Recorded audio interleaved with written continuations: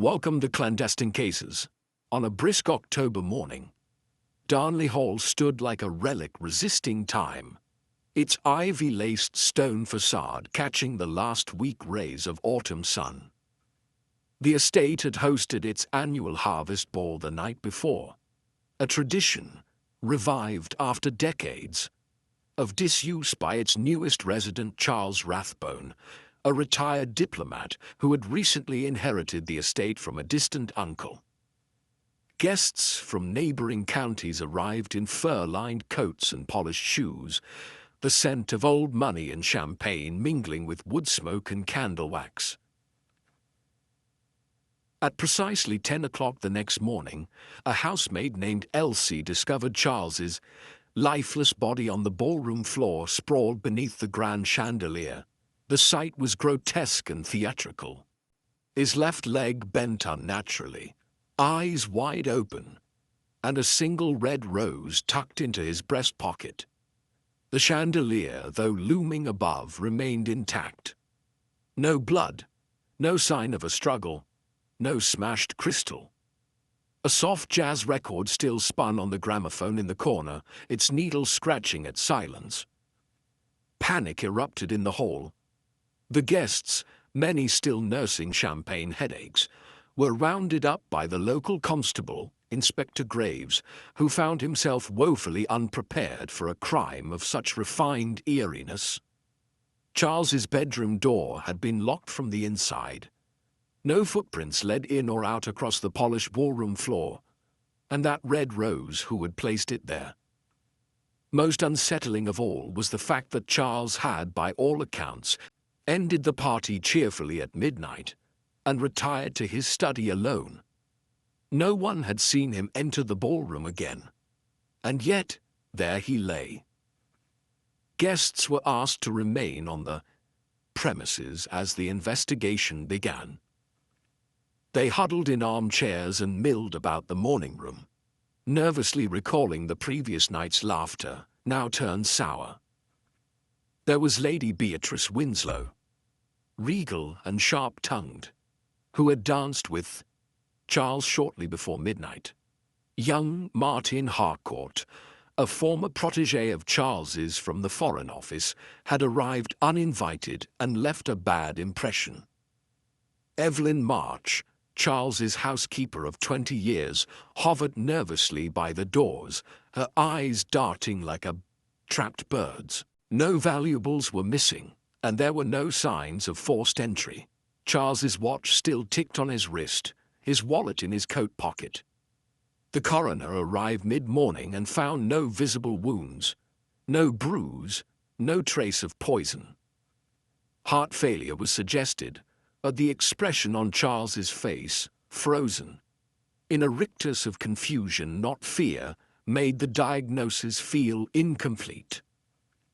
Why would a dying man place a rose on his chest? Or had someone else done it post-mortem? Inspector Graves examined the gramophone and the record.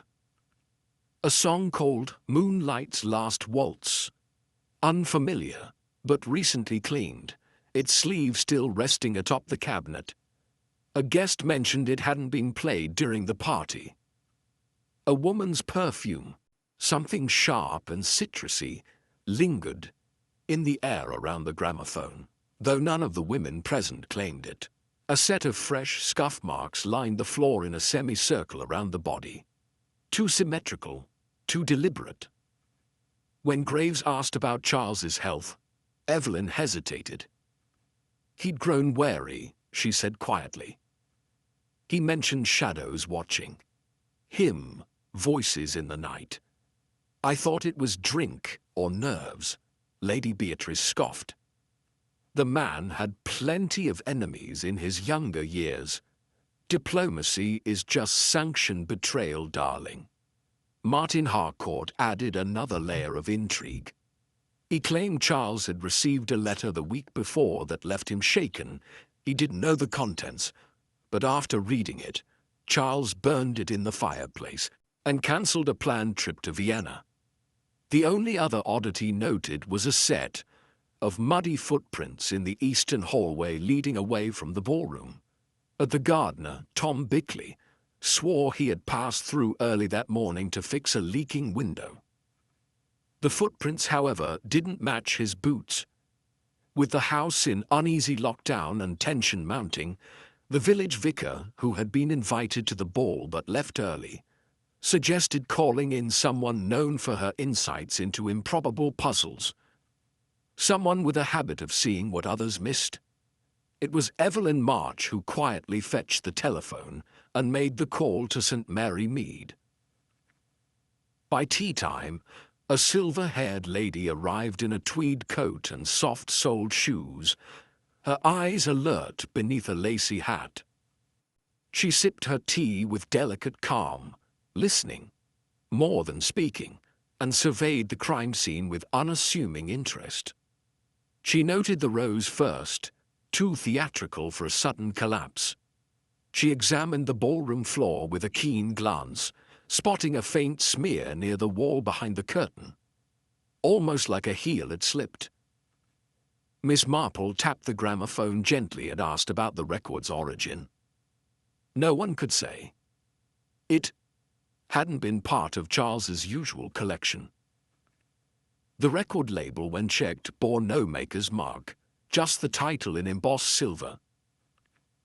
By nightfall, the guests retired to their rooms, unsettled by the notion that no motive, no method, and no suspect had clearly emerged. Charles Rathbone was dead in the middle of a locked house, wearing a rose no one admitted to giving, with a song playing that no one recalled owning. Miss Marple sat quietly by the fire, knitting untouched in her lap, her mind piecing together the first pattern in a tapestry of misdirection. There was something off about the entire scene, not what was present, but what was missing. The crime was either too perfect or not a crime at all. But either way, she was sure of one thing. The last dance at Darnley Hall had not yet finished its steps. Miss Marple rose early the following morning, long before the household stirred. The faint light filtering through the fog-soaked windows gave the hall a ghostly hue. She walked alone through the corridor leading to the ballroom, her steps careful, deliberate, absorbing the quiet tension embedded in the walls. The police had finished their initial sweep, and the body had been taken away under Inspector Graves's instruction. But it wasn't the body that held Miss Marple's attention. It was everything else left behind. She moved toward the gramophone and examined the strange record again. Moonlight's Last Waltz. No label, no maker. She ran a finger along the edge and frowned. The record was unusually cold, not the sort of chill from a cold room, but something metallic beneath the surface, unnaturally smooth. She tipped it toward the window to catch the pale light. A faint ridge circled the edge, not visible at a glance but unmistakably present. A fake label, a hidden mechanism. She tucked the observation away, knowing better than to speak before she understood. As she turned away, her eyes swept across the room one more time. In the far corner, just beneath the tall window where the curtains hung heavy and stiff, something had been overlooked. A faint, oily smear on the parquet floor. A crescent, perhaps from the sole of a shoe. She crouched slowly, pressing her fingers gently against it. The floor was clean otherwise, suggesting someone had attempted to wipe it away but left this edge behind. A hurried job. She straightened and returned to the breakfast room, where Inspector Graves sat hunched over a bowl of porridge, half-eaten and forgotten. He looked up as she entered, eyes weary. "Miss Marple," he said with a sigh. "I don't mind admitting this one's beyond me. No weapon, no wounds, no reason. You'd think he'd just dropped dead out of spite." She smiled softly. "People don't drop dead theatrically unless they mean to, or unless someone else means them to. May I ask about the guest list again?" gestured to a stack of notes on the table. Everyone accounted for. Lady Beatrice, Harcourt, the vicar, Evelyn March, the gardener, a few locals. No one uninvited except that young Harcourt lad, and even he was let in formally. No strangers, no staff unaccounted for. Miss Marple nodded, then asked, "Has anyone examined the contents of Mr. Rathbone's study?" Graves blinked. "His study? Well, we had a look, mostly books and old correspondence. Nothing relevant." "But did he keep a guest book?" "Possibly. We didn't notice." She requested the key, and together they walked to the study. The room was orderly, almost too orderly. Nothing out of place, but nothing of life either. The walls were lined with books, shelves arranged by topic, diplomatic histories, espionage accounts, treaties in multiple languages. A mahogany desk stood in the center, its surface polished, only a crystal inkwell and blotter in sight. She moved behind it and opened the drawers gently. In the third, tucked beneath a folded newspaper from 2 weeks ago, she found a small black notebook. Flipping it open, she found a guest list from the previous night, names written in a neat looping hand, Charles's presumably. Next to most names were check marks. One, however, had a smudge beside it instead. A thumbprint, perhaps, or the result of something being scratched out. The name was nearly illegible, but she made out the shape of a G and perhaps an E following. She held it up. "Inspector, did anyone recall Charles inviting a Gerald or Geoffrey?" Graves shook his head. "Not a name I've heard." She closed the notebook slowly. "Then someone came who wasn't meant to. Or who came under another name." Later that morning, she joined Evelyn March in the conservatory, where the woman trimmed dead leaves from an ailing fern. The housekeeper's eyes were red-rimmed, not from grief but fatigue and perhaps something else. Guilt or fear. "Evelyn," Miss Marple began gently, "how long have you been with the Rathbone family?" "Since I was 16, Evelyn said, softly. "First under Charles's uncle and then Charles when he returned from the Foreign Office." "Did he trust you?" "Yes," she said quickly. "He confided in me more than he did with anyone else." "Then you might know, had he enemies? Enemies not here, but in his work, yes. He often spoke of files he'd handled, people who had disappeared rather than testify, secrets exchanged for silence. But that was decades ago." Miss Marple tilted her head. "Did he ever mention someone he'd wronged?" Evelyn hesitated. "There was one man. He never said the name. Just that the man had vanished after an assignment in Istanbul. Charles always wondered if it was by someone's hand, or if he had done too well covering his own tracks." Miss Marple nodded slowly. "And did Charles dance at the ball?" Evelyn blinked. "Dance? Yes, last night." "With whom?" Evelyn considered. "He danced only once with Lady Beatrice. After that he kept to the edges, watching." "Watching who?" "I don't know." That afternoon Lady Beatrice herself was approached in the drawing-room where she flipped idly through a magazine, more for show than interest. She looked up as Miss Marple approached. "My dear, do sit. Have you come to ask if I murdered Charles in plain sight while dancing with him?" "No," Miss Marple said with a smile. "Just whether he said anything odd. He told me I still had the sharpest eyes in the room, and that someone was going to try and make him disappear, but they'd be clever about it. I thought he was being dramatic. He didn't name anyone, no. But he kept looking toward the bandstand." Later, Miss Marple wandered out to the garden terrace, where the band had played the previous evening. The bandstand now stood empty, but beneath it, tucked behind the speaker wires and music stands, she found something curious: an empty perfume bottle. Slim, crystalline, and recently broken. She picked up the shattered base with a handkerchief and held it to her nose. Sharp, citrusy. The same scent that lingered by the gramophone. She stood still, one thread connecting to another in her mind. A guest no one remembered, a record no one recalled owning, a perfume no one claimed, a rose that didn't belong. She returned to the ballroom once more and stood where Charles had lain. She imagined the scene, the music playing, a hidden figure, moving behind the curtain, a distraction, a lure, and something placed on the record perhaps. A needle laced with something? Or had the music itself hidden a signal?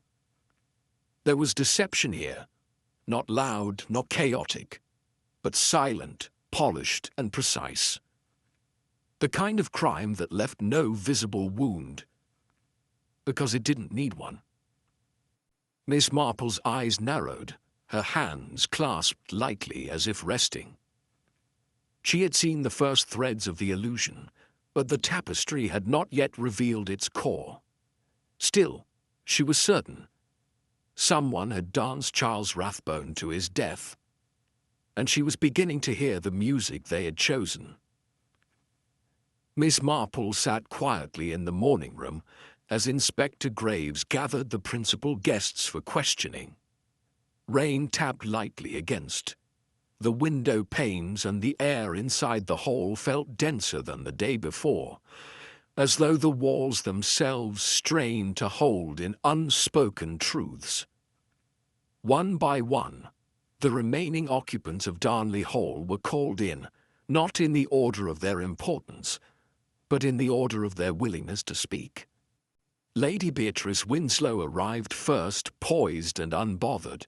She crossed her legs and folded her gloved hands neatly in her lap, her smile thin as lace.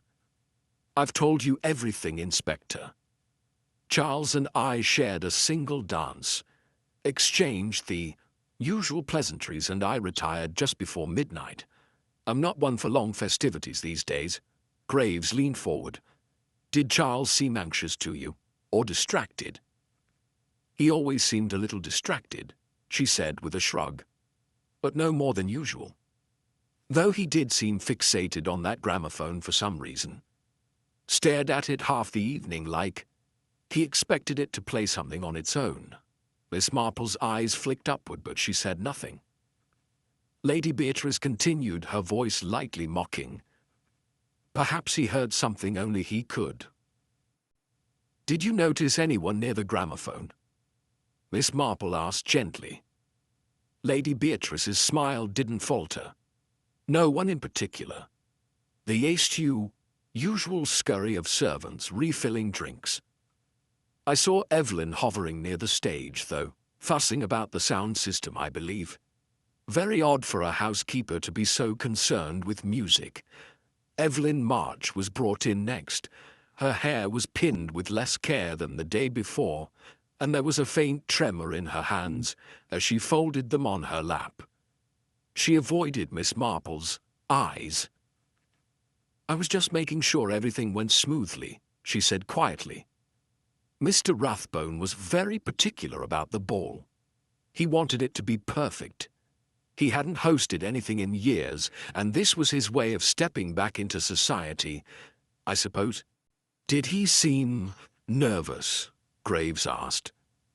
"Yes, and he kept asking whether anyone unexpected had arrived. He mentioned an old friend might try to surprise him." "Did he say who?"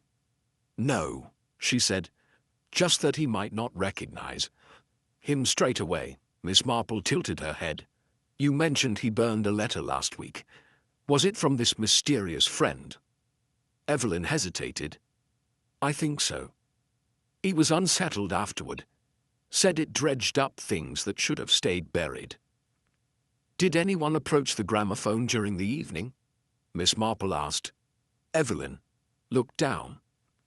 I saw Martin Harcourt standing near it.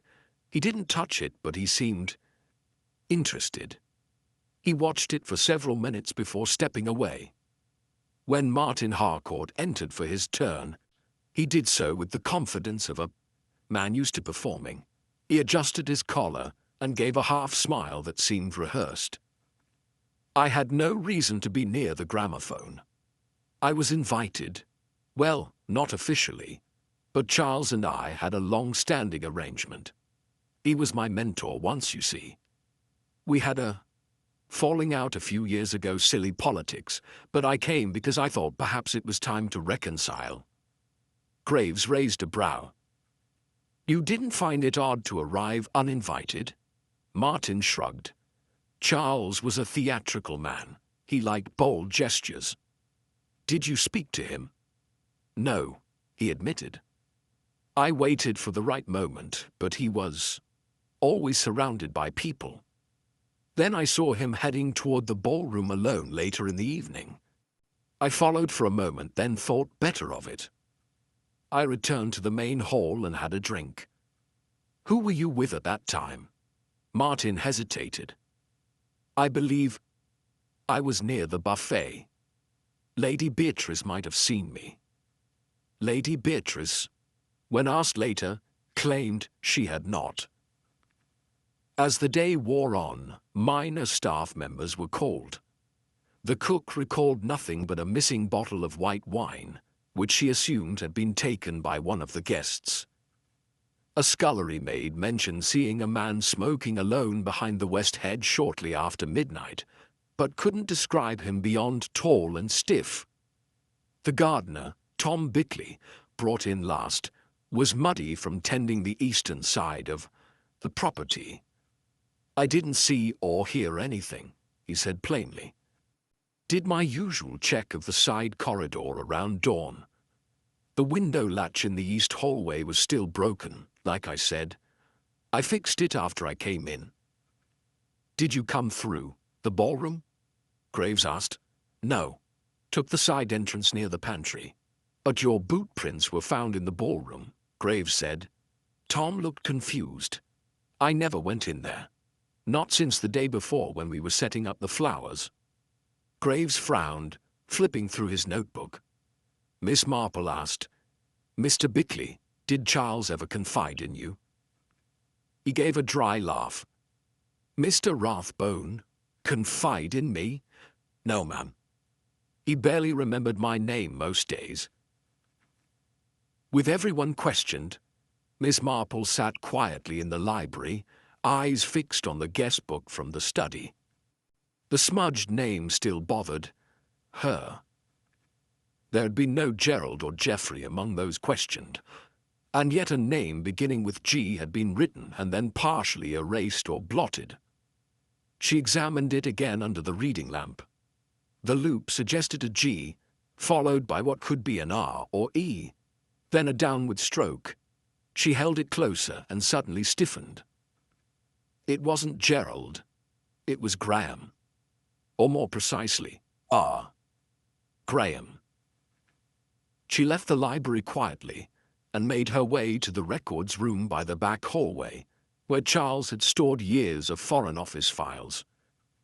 Most were locked, but a few had been placed aside for sorting. She rifled through them quickly, and there it was, a letter marked Graham Redford, a name underlined twice. The accompanying note was short and cryptic. If he comes, do not let him. See the rose. She froze. Voices echoed from the hallway. Evelyn speaking in hushed tones to someone she thought was alone. Miss Marple stepped back into shadow. You shouldn't have brought it, Evelyn whispered. I had to, Martin's voice replied. It was the only way to make him listen. But he never saw it, did he? The rose? No. I placed it, afterward. Miss Marple's breath caught. She turned back toward the firelit corridor, where shadows flickered, and voices of deception wove a tighter net with every passing word. Miss Marple remained hidden in the corridor's shadow as Evelyn's Whisper faded and Martin Harcourt stepped away, unaware they had been overheard. Her mind began rearranging the puzzle with this new fragment. Martin had brought the rose.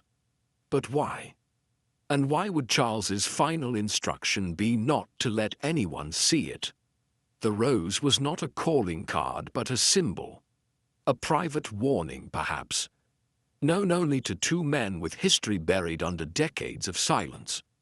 She returned to the drawing room with deliberate calm, finding Inspector Graves still thumbing through his notes, frustration writ plainly across his brow. She sat beside the hearth, hands neatly folded, and spoke softly. "Inspector, I believe we've been misled. Not through lies exactly, but through the careful selection of truth." Graves looked up. "You think someone's omitted more than they've said?" "Yes. And I believe the motives involved are more layered than we've considered.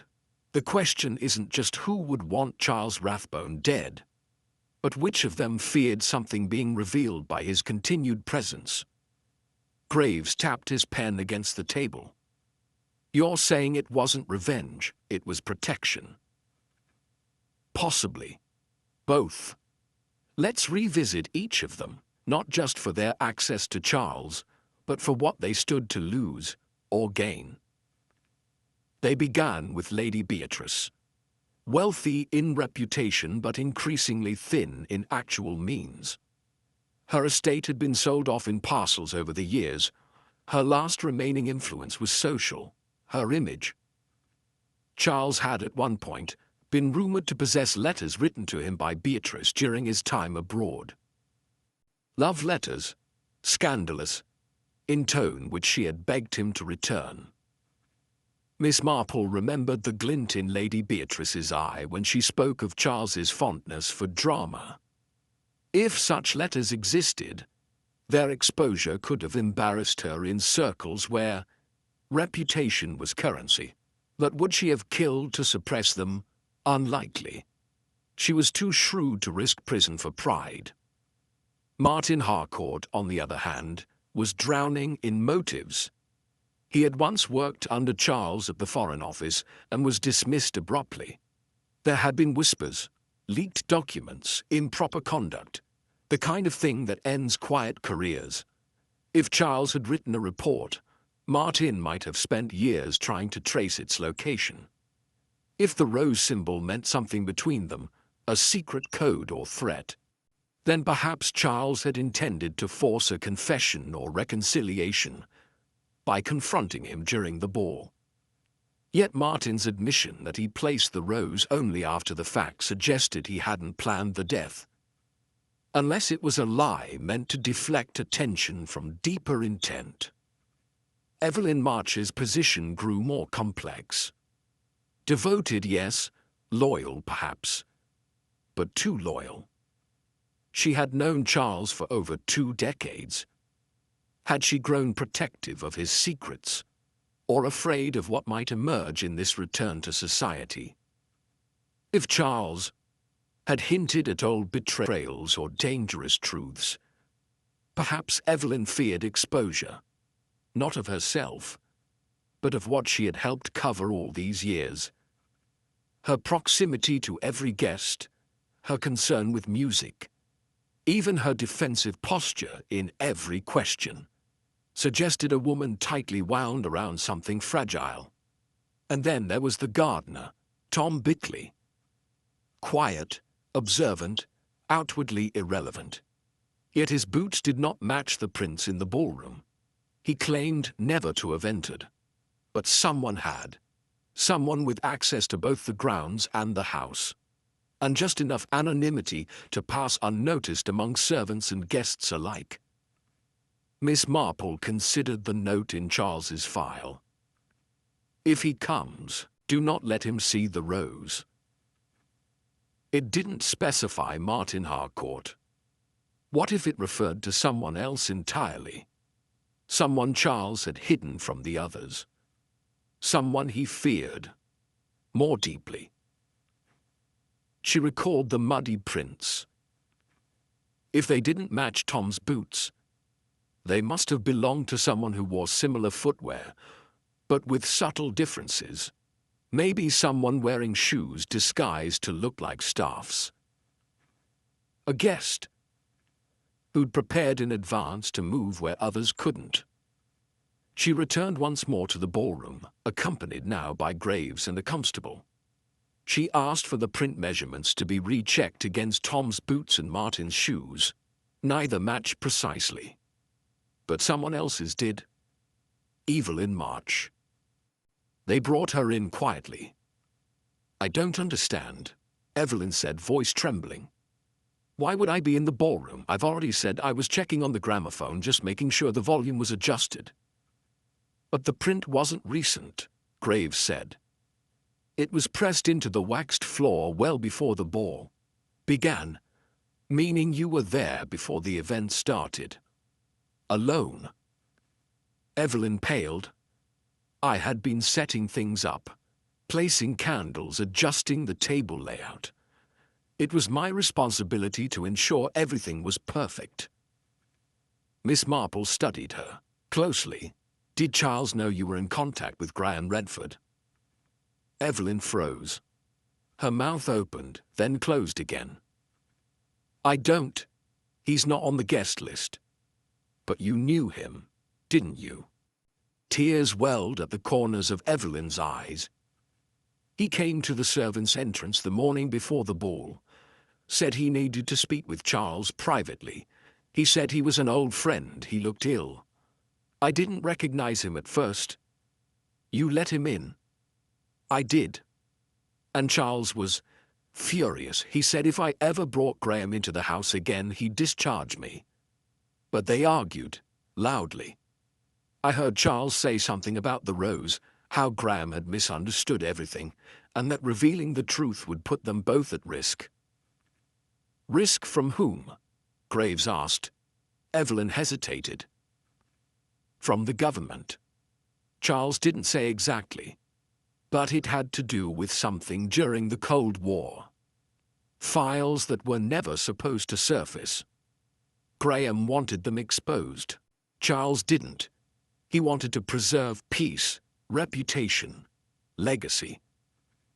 Miss Marple nodded slowly. "So Graham was here. He didn't attend the ball, but he was nearby. Perhaps watching, perhaps waiting for an opportunity." "I didn't know he'd stayed," Evelyn said quietly. "I thought he'd left that afternoon. I never saw him again." "But you did play something on the gramophone," Miss Marple said gently. Evelyn looked away. "Just the record. He gave it to me before he left. Asked me to play it during the evening. Said it was an old favorite of Charles's." "And you did, without listening to it first?" "I didn't think he looked so desperate." Miss Marple exhaled slowly. The rose, the music, the presence of a man Charles feared. It's beginning to make sense. Not a single motive explains this death, but many motives collided. Charles knew too much. Others feared what he might reveal. And someone, perhaps Graham, intended that night to be a warning. But whether he planned for Charles to die remains to be seen. Graves looked stunned. "Then we're looking for a man who might not have been inside at all, but controlled the scene from outside." Miss Marple nodded. "The maze of motives has led us here. To a dance arranged by many, but led by one. And now, Inspector, we must find Graham Redford before he disappears again into the shadows he once came from." By midday, the following day, word spread quickly through Darnley Hall and the nearby village. Graham Redford had been found. A groundskeeper from a neighbouring estate reported seeing a man matching his description walking along a disused footpath that cut through the woods bordering the estate. A man, tall and gaunt, with a limp in his left leg and a scarf pulled high against the cold. The local police tracked the trail to a crumbling brick shed hidden among hawthorn trees, where they found a threadbare coat, a cracked pair of binoculars, and a discarded envelope bearing Charles Rathbone's handwriting. Inside was a single page, a typed list of names, 5 in all, each marked with a government cipher. Redford's name was among them. The others were unfamiliar. By late afternoon, a man was in custody. He gave his name freely, Graham Redford. He was older than anyone remembered, his skin like dry parchment, his eyes hollow but alert. He did not resist arrest. In fact, he seemed relieved. When asked about Charles Rathbone, he said only, "We tried to make peace." But he still danced to someone else's tune. The cryptic phrase was seized upon by Graves, who saw it as a final confirmation. "We've got him," Graves declared confidently. "Motivation, access, confession in all. But name. The rest is detail." Miss Marple sat quietly by the window, her knitting untouched in her lap.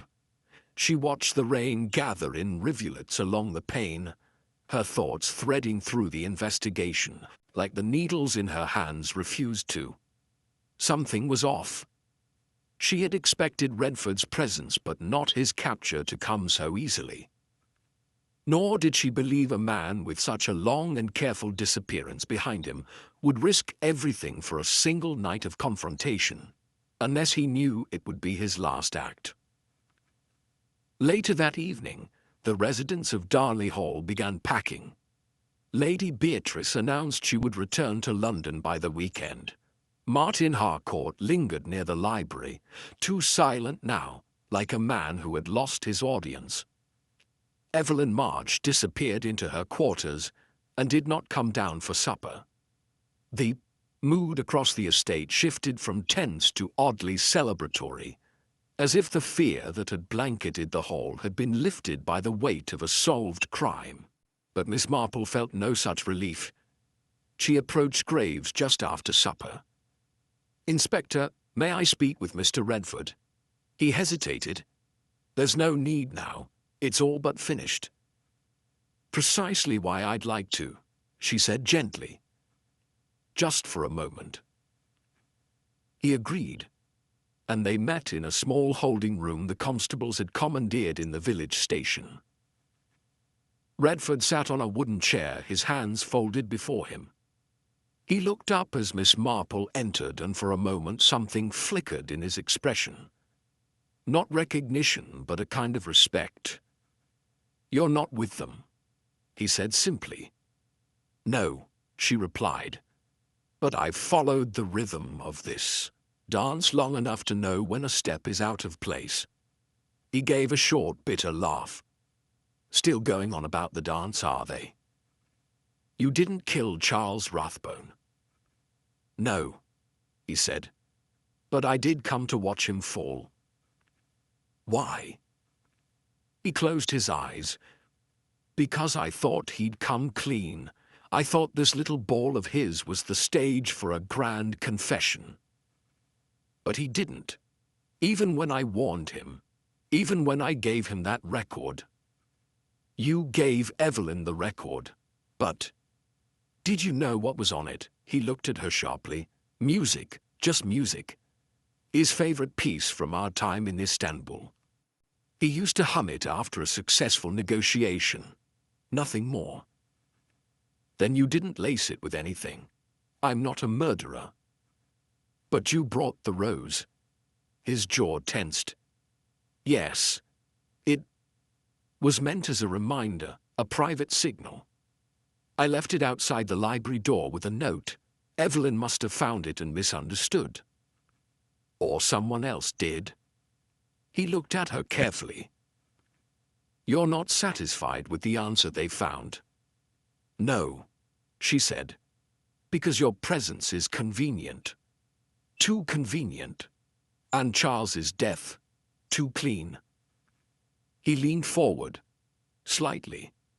"Then keep looking. There's more to find." As she left the station, Her mind was already spinning back through the last few days. The clues that had surfaced too early. The evidence that arrived as if on cue. The arrest of Redford, neatly, timed, effortlessly wrapped. No one had questioned why the envelope with Charles's writing had been left so obviously. No one had wondered why Redford, if he truly feared exposure, would carry a list implicating himself. Back at Darnley Hall, she returned to the ballroom, now dim and hollow. The gramophone remained as it had been, silent and still.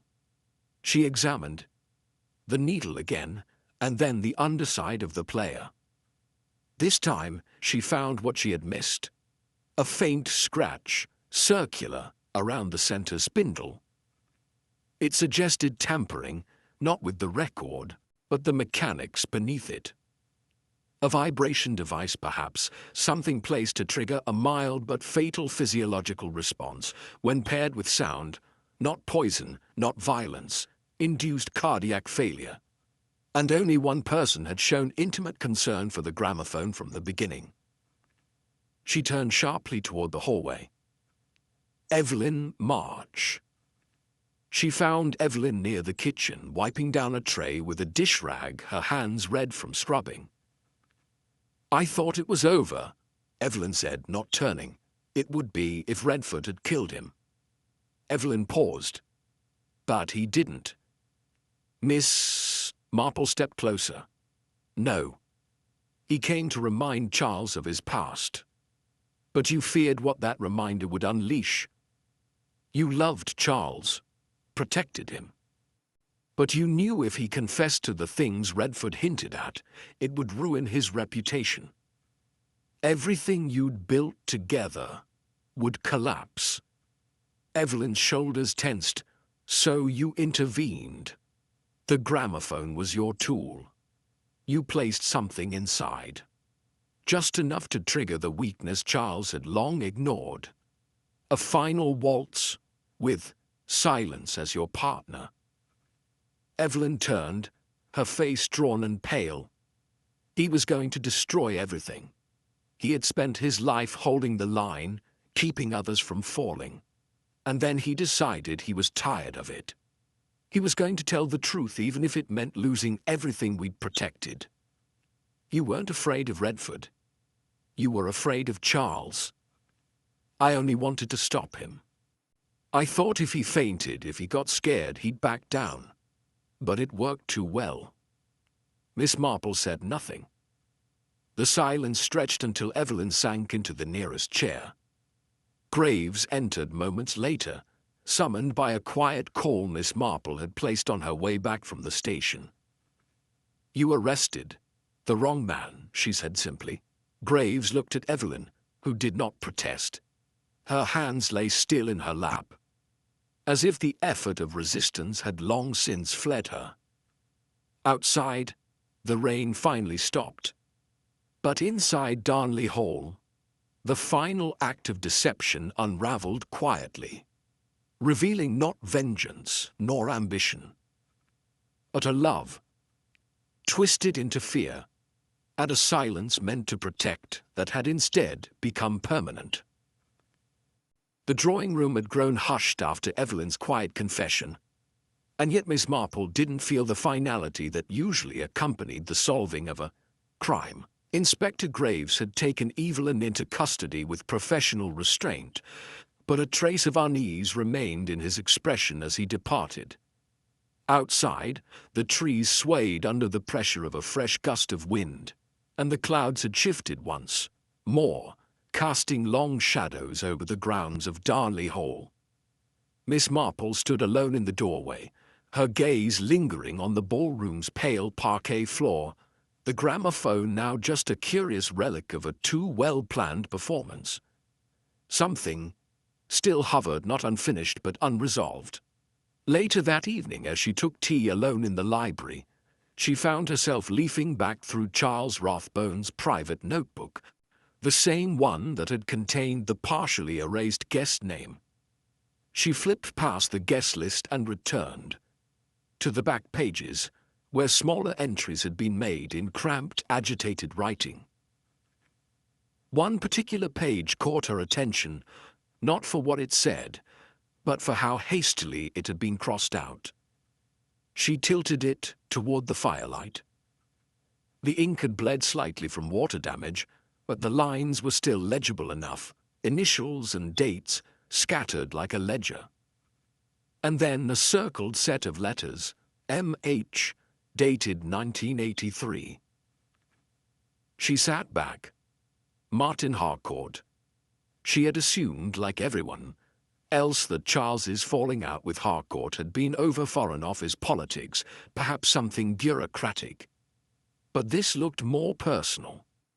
She turned another page and found clipped to the margin a newspaper fragment, yellowed and brittle.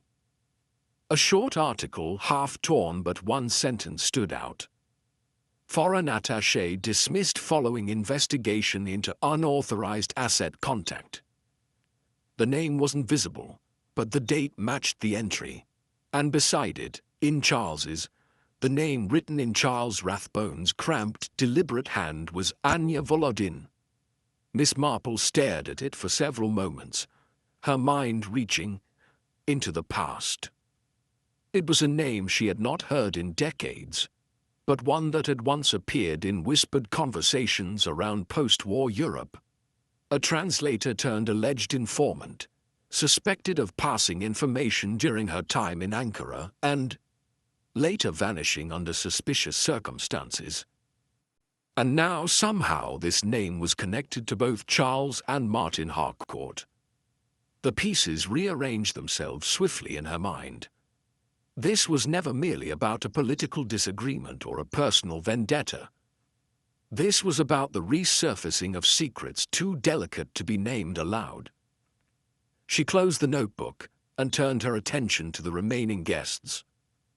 Martin Harcourt, despite his earlier bravado, had grown increasingly quiet since Evelyn's arrest.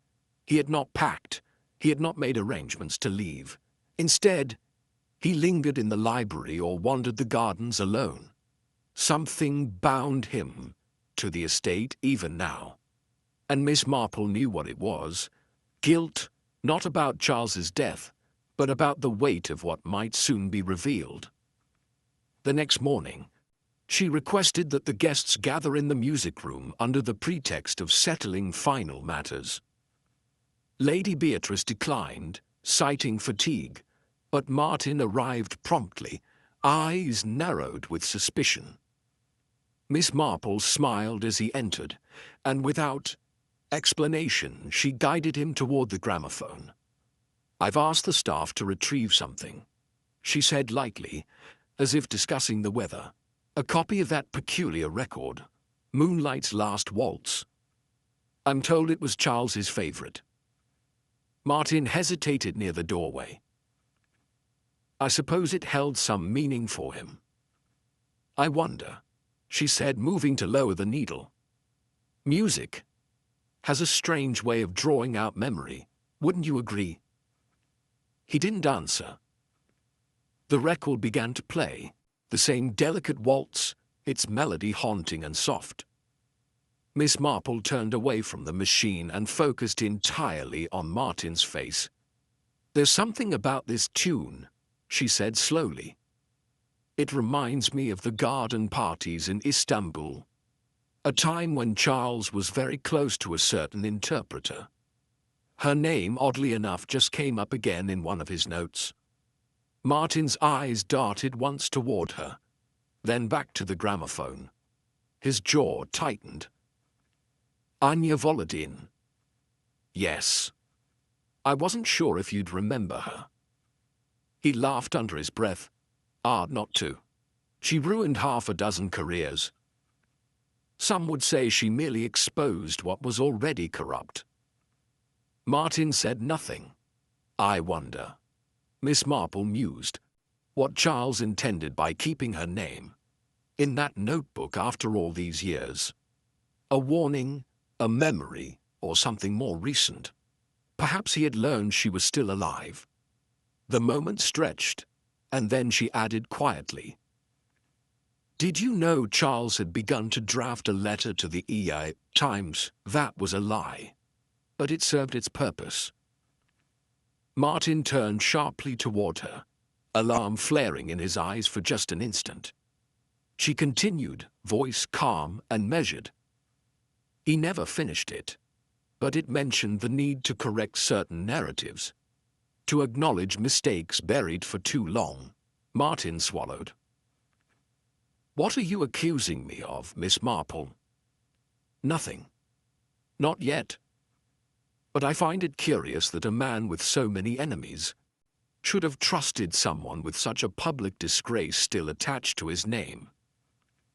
And even more curious, that you, Mr. Harcourt, who fell from grace so many years ago, have remained so carefully close to this case.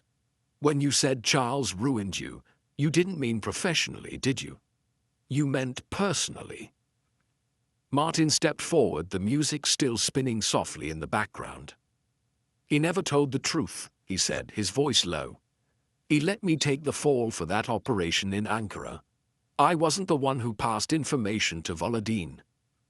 He used me as a shield. The rumors, the dismissal, the disgrace, it all fell on me. And yet, Miss Marple said gently, you came to the ball. I came because I thought he would finally admit it. I thought perhaps with age, he had grown a conscience. But no. He smiled, he danced, and he pretended it had all been forgotten. Miss Marple let the silence settle for a moment.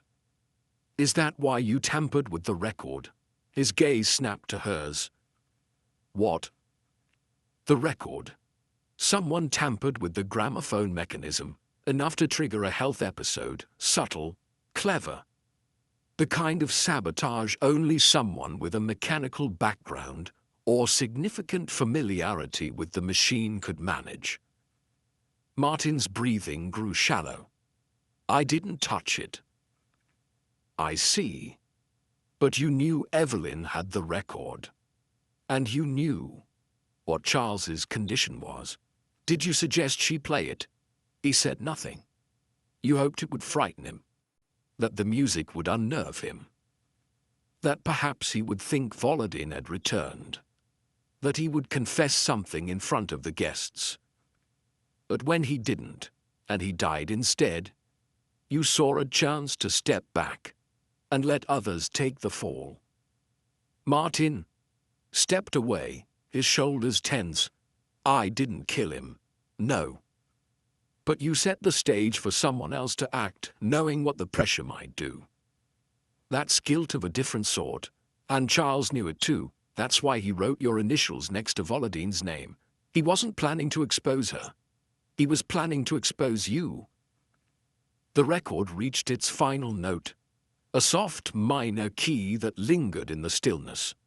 Martin looked down as though the sound itself had stripped him of pretense. You think you understand everything, he said finally. But you weren't there. You didn't see what those decisions cost. No, Miss Marple replied quietly. But I know what it means to live with the choices we try to forget. He turned and left the room without another word. Miss Marple let him go. It was not a confession in the legal sense, but it was enough. Enough to understand that Evelyn had acted out of protection and Martin out of long festering resentment. Neither had struck the final blow with malice in mind, but both had laid down threads in the tapestry that led to Charles Rathbone's death. The past, long buried, had risen not through violence, but through memory, through sound, and through the quiet unraveling of guilt. And yet a part of her remained alert, because in every dance there are always those watching from the edge of the floor, those who have not yet stepped forward. And not all shadows belong to the past. The following day, the air in Darnley Hall was thick with the kind of tension that precedes a storm. The guests had been told of Evelyn's confession, though the details were carefully minimized. A few had already packed, eager to leave the murky shadows of the past behind them. But Miss Marple stayed, her mind still turning over the fragments of what had occurred and what had not. It wasn't just the case that lingered in her thoughts, but the quiet sense of something not yet finished. The letter, the gramophone, Martin's guilt, Evelyn's fear. They all pointed to an unseen hand at work, pushing pieces into place, guiding the narrative of a crime that seemed too well scripted. Yet, the final act remained elusive.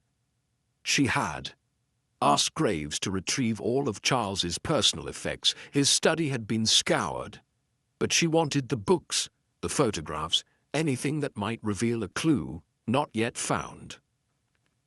For hours, she sat in the library, sorting through the papers, reading letters and inspecting old records. And then she found it. At the back of a ledger, marked with dates from the early 1970s, a page was missing. One page. Just a single sheet torn out with an almost clinical precision. The paper had been thin, fragile, and Miss Marple could almost see the careful, deliberate way it had been removed.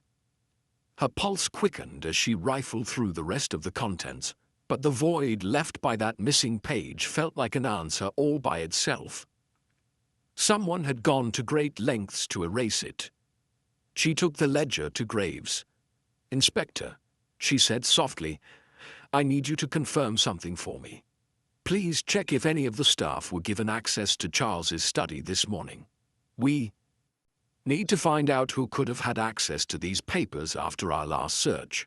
Graves gave her a questioning look, but nodded. "Of course, Miss Marple. I'll check immediately." As she watched him leave, she couldn't shake the feeling that this missing page held the final piece to the puzzle. Whoever had taken it wasn't trying to hide evidence of a crime. No, it was much more deliberate than that. They were hiding something far worse. The clock ticked on. Graves returned an hour later, his expression unreadable. "I've spoken with the staff," he said. "No one was in the study today except for one person, Evelyn. She went to retrieve some of Charles's personal items after her confession, but she swore she didn't touch the ledger. And the maid who cleaned the room earlier in the morning confirms the study was undisturbed when she left it." A chill ran down Miss Marple's spine. Evelyn had been in the study. She was the last one who could have seen that page. Miss Marple had no reason to believe Evelyn had taken it, but the possibility nagged at her. It was too convenient, too neatly placed. Everything had been pointing to Evelyn, her love for Charles, her fear of what the truth would do. But what if someone else was playing a larger game? Evelyn was also the one who first found the letter in the study, Miss Marple murmured. "The letter about Anya Volodin. It's likely she would have known about the missing page even before we did." Graves stood motionless, his face grim. "Then someone's trying to bury the truth." "But who?" Miss Marple asked quietly. The question hung in the air, unanswered. And just then, the door to the library creaked open, and the maid who had been cleaning the ballroom entered with a tray of fresh tea. Miss Marple turned to her instinctively. The maid's face was flushed, her hands shaky. "Excuse me, Miss Marple," the maid said in a low voice, "but there's something you should know. I found something strange, in the garden earlier." "What did you find?" Miss Marple asked, her curiosity piqued. "It was a letter, Mum. A crumpled letter, hidden underneath the hedge, as if someone tried to hide it in a hurry." The maid handed over the letter, now slightly damp from the morning dew, and Miss Marple's eyes darted over the words. It was typed, just like the letter in Charles's study, but it was unsigned. The message was brief. The past cannot stay buried forever. Too many will be lost if it does. I have no choice but to act. Her fingers froze on the paper. The message was a warning, one that spoke of consequences far larger than the death of Charles Rathbone. This letter wasn't about one man's secrets. This was a plea, a threat, and someone somewhere had decided that they would not let it slip. Graves moved closer. Who could this have come from? And why leave it here, where it could easily be found? That's just it, Miss Marple said, her mind racing. It wasn't meant to be found by just anyone. It was meant to be found by someone who could stop the truth from coming out. She looked up sharply. We need to move. Quickly, Inspector. Someone's trying to erase everything that could tie them to this, and I suspect they'll go to any length to keep that from happening. Miss Marple quickly summoned Graves's team to search the grounds more thoroughly, and the maid was instructed to stay in the kitchen out of the way. As the hours stretched on, the investigation seemed to stumble in fits and starts. No one was willing to admit to anything, and the more they dug, the deeper the layers of lies seemed to go. But then, as dusk began to fall, a sharp knock at the door interrupted Miss Marple's thoughts. She stood and opened it, only to be met by a stranger, a Eastside man wearing a heavy coat, his face obscured by the hood he wore. "Miss Marple," he said in a low voice, "I have information that may change everything." The man stepped inside, his presence unsettling. "Who are you?" Miss Marple asked, her mind already working over the possibilities. The man hesitated, then said, "I've been working with someone close to this case. Someone who's trying to cover their tracks before the truth catches up to them. They've stolen something vital, a key piece of evidence, and I can prove it." Before Miss Marple could respond, he handed her a small, folded piece of paper. She unfolded it, her eyes widening as she recognized the writing, Charles's own hand. It read, "The truth is buried in plain sight. It will surface when they can no longer hide it. Wait for the right moment." Miss Marple's heart skipped a beat as she looked at the stranger, finally understanding. The game had just changed. They were no longer chasing shadows of the past. They were fighting to keep the truth from slipping out into the open, and someone was willing to risk everything to make sure it stayed buried. The evening air grew colder as Miss Marple stood by the window, her thoughts swirling like the autumn wind. Outside, the letter in her hand still trembled slightly, the words, "The truth is buried in plain sight," echoing in her mind.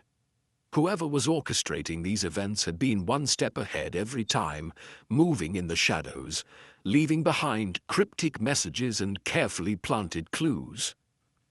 But now, with this latest letter and the cryptic stranger's warning, she could feel the tension tightening around Darnley Hall like a noose.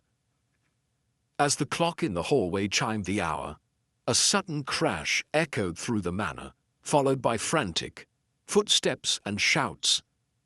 Miss Marple froze, the hair on the back of her neck rising. She rushed toward the source of the commotion, which seemed to come from the direction of the kitchen. The door flew open just as Graves and his team appeared from I2. Down the hall, their faces pale, their movements urgent.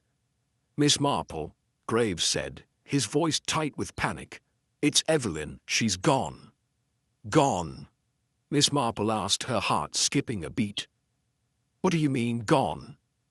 "She's missing." "Disappeared," Graves replied, his voice shaking.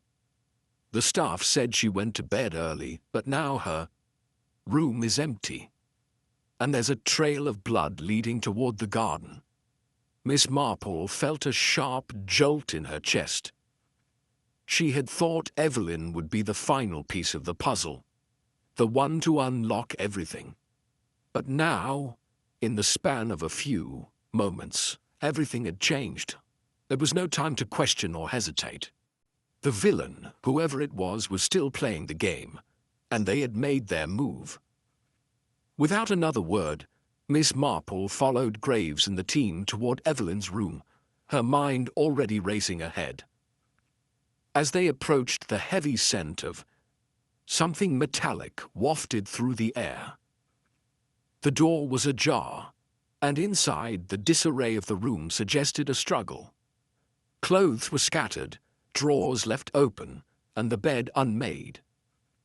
But what caught Miss Marple's attention was the bloodstain near the window, splattered in a way that suggested someone had been dragged across the floor.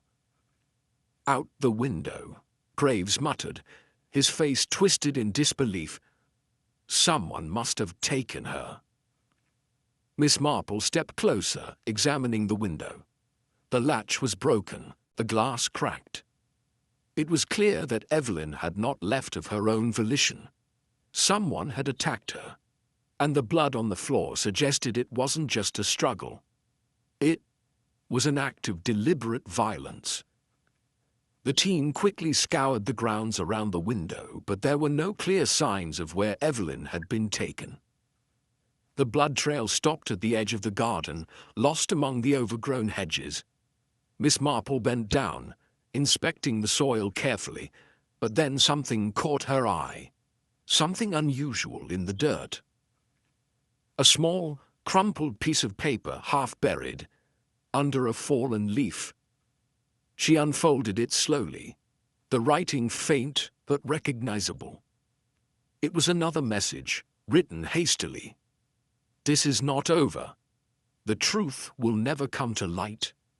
If you want to find her, stop looking for the past." Miss Marple's heart raced as she read the words again. The message was clear. The person behind all of this was not just trying to hide the truth. They were trying to bury it forever. And now, they had Evelyn as leverage. "Miss Marple," Graves said, his voice tight with frustration. "What does this mean? Who is behind all of this?" Miss Marple didn't answer right away. She was piecing together everything she had learned so far. The letter, the missing page, the strange clues, and the cryptic messages. This wasn't about a single murder. It was a much deeper conspiracy, one that stretched far beyond Charles Rathbone's death. Suddenly, it all clicked. "It's not Evelyn they want to silence," Miss Marple said, her voice almost a whisper. "It's the truth." "What truth?" Graves demanded. "What truth could be worth all this violence? The truth about Anya Volodin, and about what happened in Ankara all those years ago. They're trying to prevent anyone from uncovering what Charles and Martin knew. That's why they're trying to bury Evelyn, because she knows too much." Graves's face twisted in confusion. But Evelyn didn't know anything about the operation. She only knew about Charles's death. Miss Marple shook her head. "She knew more than we realized. She knew about Charles's involvement with Volodin, about the files he kept hidden and the choices he made. She's the key to everything." Just as she spoke, there was a sudden shout from one of the constables standing guard near the back of the manor. Miss Marple turned sharply toward the sound, feeling a heavy weight settle in her chest. Graves ran toward the noise, and Miss Marple followed quickly, her thoughts racing. As they reached the back gate, a scene unfolded before them that confirmed her worst fears. A man in a dark coat, his face obscured by the shadows, stood at the gate. He had Evelyn, holding her tightly, a knife pressed against her throat. The moment he saw them approach, he shoved her roughly toward the gate, backing away, his eyes wild and panicked. "Stay back," he shouted. "You don't know what you're dealing with. None of you do." Graves raised his hand, signaling for everyone to stop, but Miss Marple could see the man was already slipping away.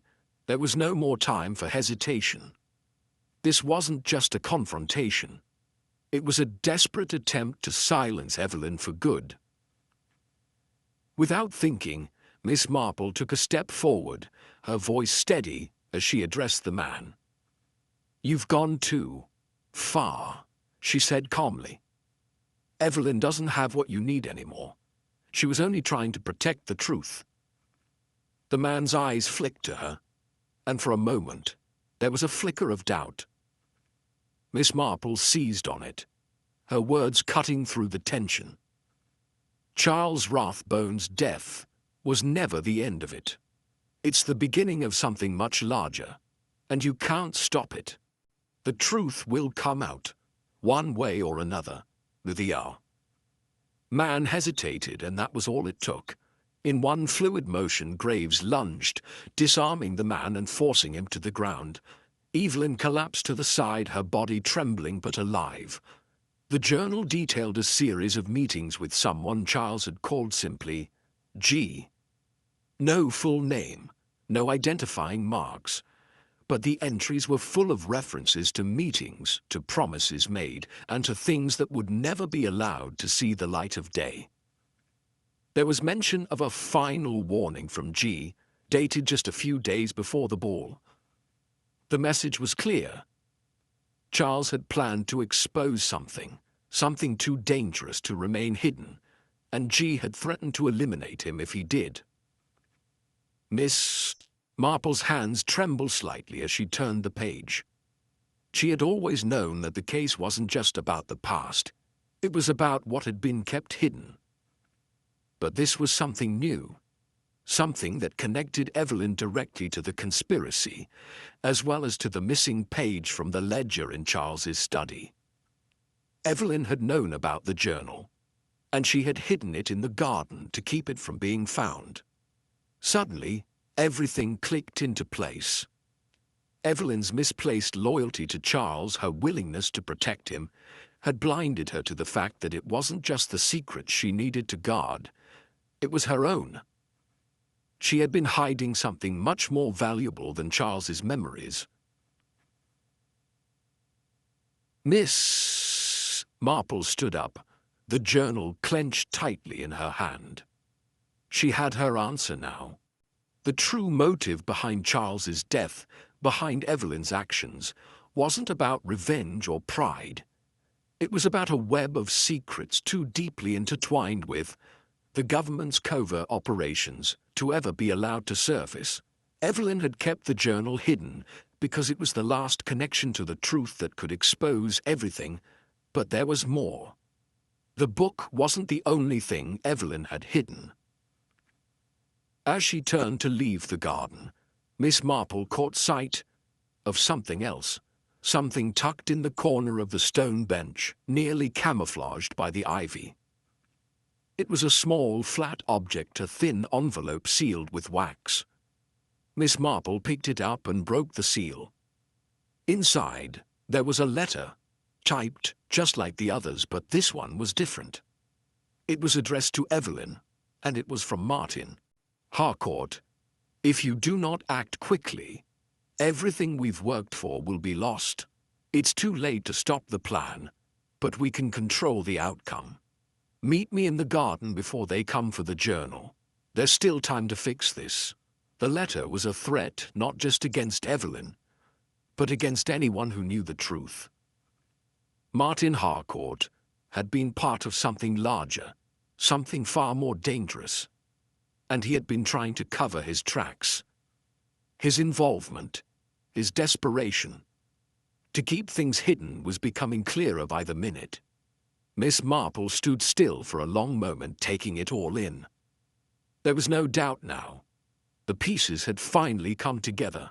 The pattern was clear. But she knew there was one final move to make, one last twist to uncover before the truth could be fully revealed. The game was far from over. But Miss Marple was ready.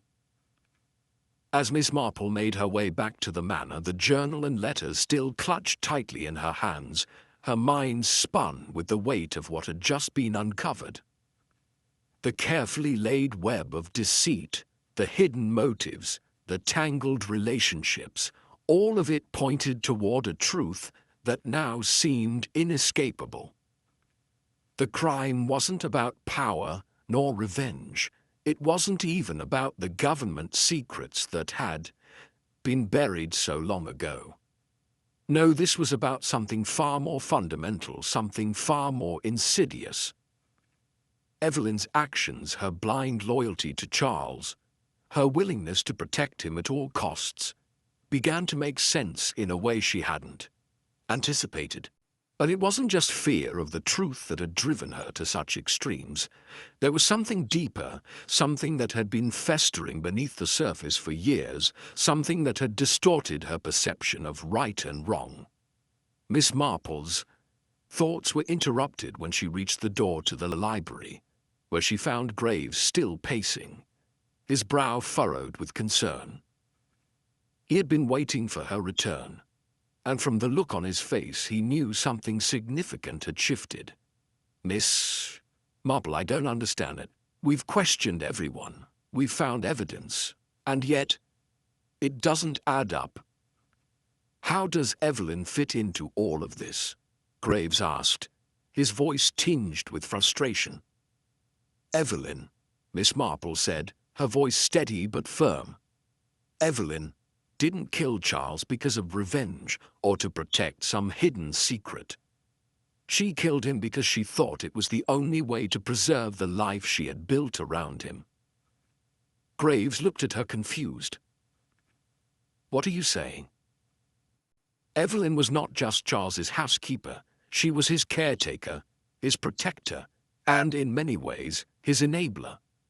She had become so intertwined in his life that she couldn't imagine a future without him. She believed, perhaps even convinced herself, that the truth would destroy everything they had built together, the life she had created in the shadows of his secrets." Miss Marple paused, her mind racing to make sense of the next step. "But there's more. Evelyn's obsession with protecting Charles wasn't just about his legacy or the truths he carried.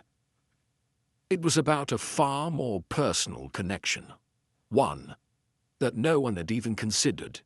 She let the silence hang in the air for a moment. Then, slowly, she continued. "Evelyn's relationship with Charles was more than professional. It was more than just loyalty. She was in love with him." Graves stiffened, his gaze shifting uncomfortably. "You think she—" "I do," Miss Marple replied softly. She didn't just see Charles as a man with secrets. She saw him as a savior, a way out of a life she had long grown weary of. She believed that by preserving his reputation, by hiding his past, she was protecting him and in turn herself. But when she realized that Charles was finally ready to reveal the truth, when she understood that the journal he had kept for all these years was going to bring everything into the light, that was when the real danger began.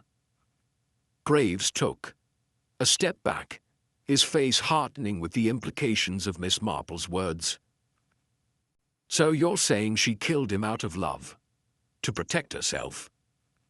Miss Marple nodded. "Exactly. She had spent years covering up Charles's transgressions, keeping his secrets, living in the shadow of his past. But when he started talking about confessing, about exposing everything, she couldn't bear the thought of losing the life they had built. She couldn't let him go, not just because of the truth, but because of the love she felt for him. Love so twisted that it blurred her sense of right and wrong. And that's why she hid the journal," Graves said, piecing it together. "She thought she could control the outcome. She thought she could stop it all by keeping it buried." "Yes," Miss Marple said, her voice steady. "And it wasn't just about the journal. It was the truth that lay within it. The truth that could destroy everything she had worked for. She couldn't let Charles confess, couldn't let him undo everything they had built. And so she acted. She hid the journal. She erased the evidence.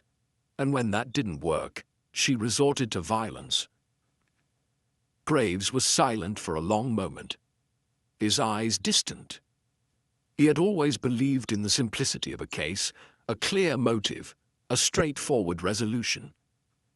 But now, as he processed Miss Marple's words, he realized that what had seemed like a simple murder was something far more complex, something deeply human, rooted in love, fear, and obsession. But then, where does Martin Harcourt fit into all of this? Graves asked, his voice tinged with doubt. He was so intent on getting to the truth, on forcing Charles to admit what he had done. He seemed to have his own agenda. Miss Marple paused, thinking carefully. Martin was part of the puzzle, yes, but his motives weren't as personal as Evelyn's. He was driven by his own need for redemption, his own desire to clear his name. Charles's betrayal had ruined him, and Martin couldn't forgive that. He came to the ball hoping to force Charles into confessing, but when that didn't happen, he resorted to other means. He thought if he could expose the truth, he could finally rid himself of the shame. But he didn't kill Charles, Graves asked, though his voice held a note of uncertainty. No, Miss Marple said firmly. Martin was many things: vindictive, resentful, manipulative. But he wasn't a killer. Evelyn, on the other hand, was willing to do whatever it took to preserve her own life with Charles. She didn't just kill him out of fear or anger. She killed him because she couldn't imagine a world where he wasn't there, protecting her from the truth.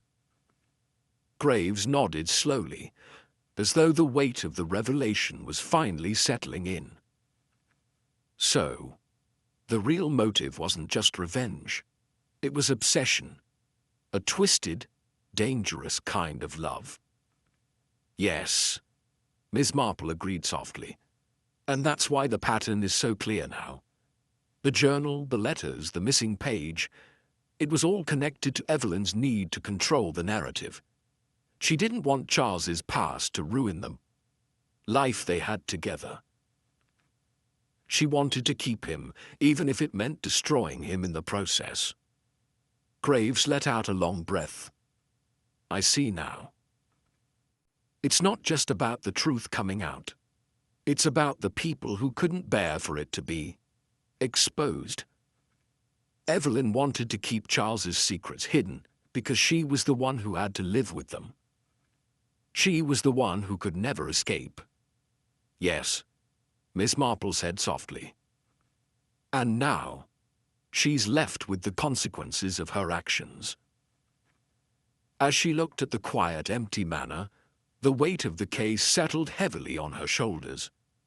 The truth had been uncovered, but at a great cost. Evelyn's twisted love had led her down a dark path, and now there was nothing left but the aftermath. The question now was not whether the truth would come to light, but whether anyone would be able to live with it once it did. The pattern had emerged, but the story was far from over. The truth had been revealed, but its consequences had only just begun. The air in Darnley Hall had grown thick with unspoken tension. Despite the investigation's slow unraveling, Miss Marple knew that the final confrontation was near. Evelyn's confession had shed light on the depth of her obsession, but there was still one piece of the puzzle that remained elusive. The truth, once buried beneath layers of lies and deceit, had finally begun to surface. But there were those who were willing to go to any lengths to keep it hidden. Miss Marple had spent the past few hours carefully planning, watching every move the remaining suspects made, trying to gauge their reactions. Evelyn, though visibly shaken, had stayed in her room, refusing to speak any further. Martin Harcourt had withdrawn into himself, pacing the grounds like a man waiting for something, or perhaps someone, to make their next move. But it wasn't Martin who Miss Marple was concerned about now. It was the one who had stayed in the shadows all along. Graves had been gathering information on the missing man, the one who had orchestrated the entire web of lies and manipulation. The man who had been pulling the strings from behind the scenes, the man who, despite all the chaos, had never been fully brought to light. His name was Gerald Beaumont, an old acquaintance of Charles's, and a man with enough power and influence to bury the truth with a mere wave of his hand. Miss Marple had been waiting for him to make his move. She knew he wouldn't stay hidden for much longer. His involvement in the entire scheme had been too well planned to leave nothing behind. And she was right. Soon after nightfall, she received word that Gerald had been spotted near the estate, moving toward the garden with a determined stride. The time had come. Miss Marple called for Graves, and together they prepared for the final confrontation. She had already set the trap, a subtle yet unmistakable one, knowing that it would draw Gerald out without alerting him to her intentions. The plan was simple, but effective. She would lead him to the garden, the one place where the truth would finally be uncovered, and confront him there, where he believed no one would be watching. As they approached the garden, the moonlight cast long shadows over the path. Miss Marple could hear the soft rustling of the wind through the trees, the faint creak of the old wooden gate. Graves stood close behind her, his hand resting on his gun, ready for any sudden move. They moved in silence, blending into the darkness, until they reached the stone bench by the hedgerow, the very spot where the last piece of the puzzle had been buried. Miss Marple waited for what felt like an eternity, her senses heightened, her every nerve on edge. She knew that the moment would come, that Gerald would appear, and everything would fall into place. And then she saw him. He stepped into the garden, his figure tall and imposing in the dim light, his eyes scanning the area. For a moment he hesitated, as if sensing something was wrong, but then his expression hardened. He was ready. Miss Marple stepped forward, her voice calm but unwavering. "You've been careful, Mr. Beaumont. Too careful, but you can't hide the truth forever." He froze, his eyes narrowing as he turned toward her. For a split second he looked surprised, caught off guard, but it quickly turned to anger. "I should have known it was you," he spat. "Always poking your nose where it doesn't belong." "I've been following the pattern," Miss Marple continued unfazed. "The pieces were all there, hidden in plain sight. The journal, the letters, the missing page from the ledger. It all leads back to you." Gerald stepped forward, his gaze cold and calculating. "You don't understand anything. This was never about Charles. This was about control, power. You think I was just trying to keep some old secrets buried? No, Miss Marple. I was protecting everything. The people, the influence, the future." "You were protecting yourself," Miss Marple said, her voice quiet but firm. "You used Charles, used Evelyn, used everyone around you. And when the truth started to slip through the cracks, you did everything you could to stop it." Gerald's eyes flickered with something darker. "You think I'm the only one who's done things to survive? People like Charles and I don't have the luxury of sitting back and letting the world unfold. We make our own way, even if it means destroying others in the process." Miss Marple took a step closer, her eyes fixed on him. "And you were willing to go to any lengths to keep it that way? Murder, manipulation, blackmail, it's all the same to you. Or to protect the truth you've built for yourself. For the first time, a flicker of doubt crossed Gerald's face. You don't understand. If the truth came out, everything would fall apart. People would know what we've done. What I've done. That's exactly what makes you dangerous. Miss Marple replied, her voice steady.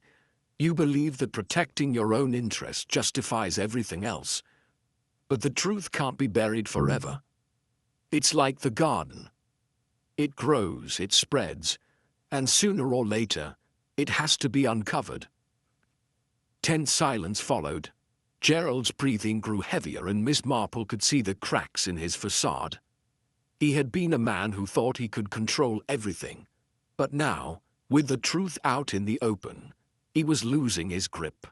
He wasn't the powerful figure he had once been. I didn't kill Charles, he said suddenly, his voice raw with frustration.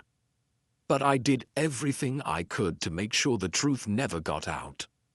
I had to make sure the people I cared about, people like Evelyn, didn't have to live with the consequences of what we did. Miss Marple stepped closer, her gaze unwavering. And now you'll have to face those consequences. You can't keep running from the past. It will catch up with you, whether you like it or not. At that moment, Gerald's face twisted with fury. You think you've won, don't you? He hissed. But you're wrong. You don't know the whole story. You'll never understand the things I had to do to keep everything in place. You're wrong, Miss Marple said softly. I understand perfectly. You've spent your life lying to yourself, convincing yourself that your actions were justified. But now, the truth is out, and you can't stop it. You've already lost.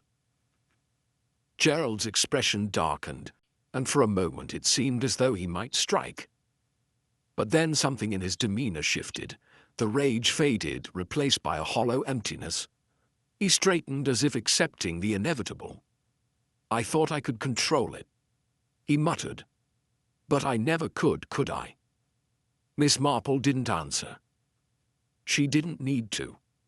The truth had finally come to light. And Gerald Beaumont, the man who had pulled the strings from the shadows, was no longer in control. His desperation had led him to this moment. The moment where his carefully constructed world had come crumbling down. And for the first time in years, the truth was free to breathe. For a moment, the world seemed to stop. Gerald Beaumont, once the master of the game, stood broken before Miss Marple. His power, his control, his ability to weave lies into reality, all of it had unraveled in an instant.